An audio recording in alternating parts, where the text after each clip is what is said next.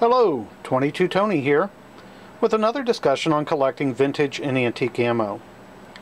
Today I want to start with pretty much a never-ending discussion on how to display your vintage and antique ammo.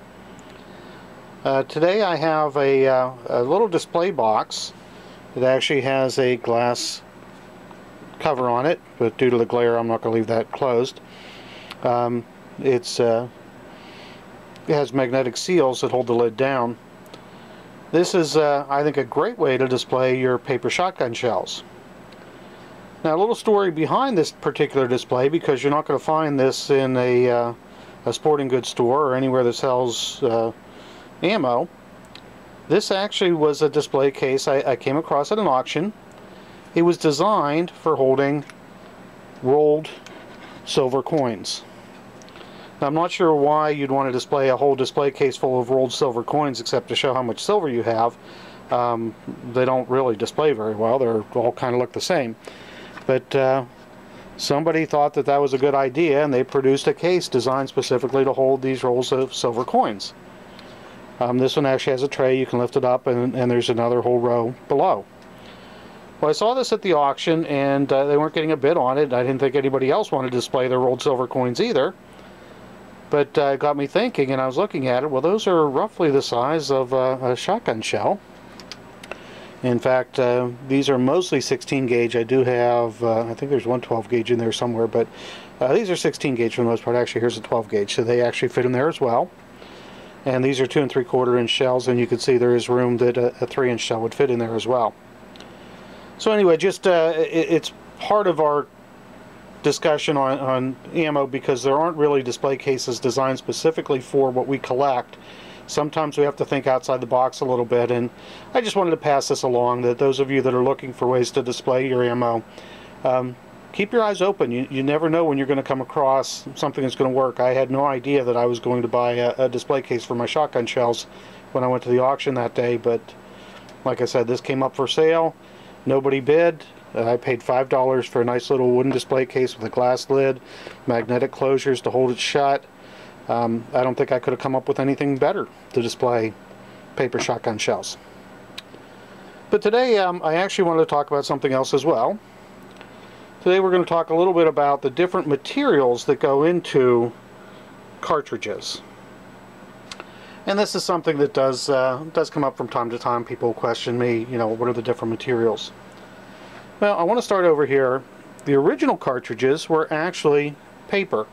It's just basically paper wrapped around a lead ball and some black powder. The original cartridges actually were produced in China in the 14th century. It wasn't until somewhere in around the 16th century that they came into Europe. And they were used for hundreds of years. Now, this is not a 16th century European paper cartridge. It's something I made up in my basement about 10 minutes ago. But again, I just wanted to let you know that that material is available. Well, our earliest cartridges, metallic cartridges, what we think of as cartridges today, were actually made of copper. Now, we've had the discussion on how the original cartridges came about, and we talked about percussion caps that basically just had a BB stuck in the end. We're not going to go too much into that today, just mention it, and you can look that up for yourself or look at one of my previous videos. But again, the earliest cartridges were copper, and these are just a couple of examples. And then it wasn't too much later that we started with brass cartridges, and I think that's what most of us see today.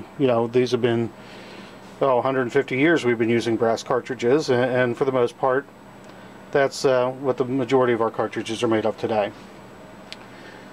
There are also steel cartridges. A lot of times you'll find these in Soviet cartridges. Also, this is a World War II era cartridge.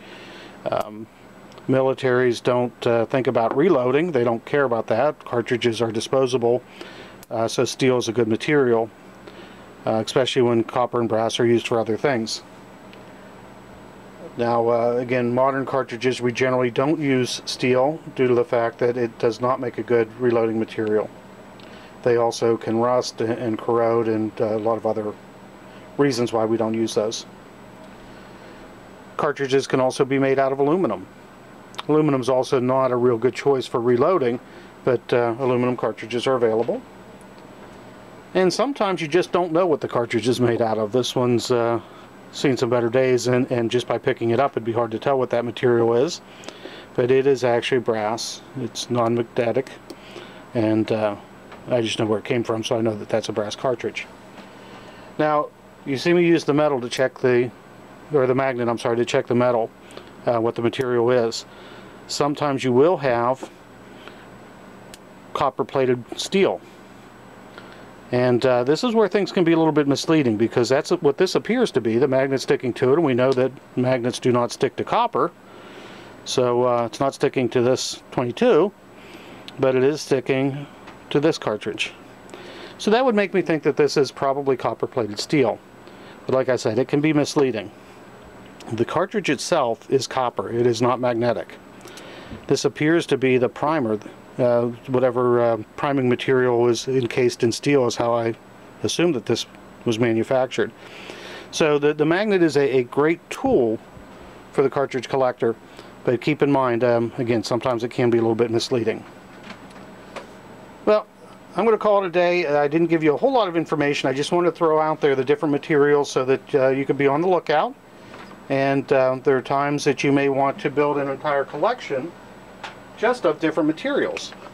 So for example, my head stamp collection that I've shown before, and we'll try to show it here, you can see almost every type of material available in a 22 cartridge in this collection. So again, that's why I just wanted to mention that there are different materials available, and it's something to think about in your collection. Thanks for watching today. I hope you enjoyed the video. Please watch my other videos, and please feel free to share them with your friends. Have a good day, everybody.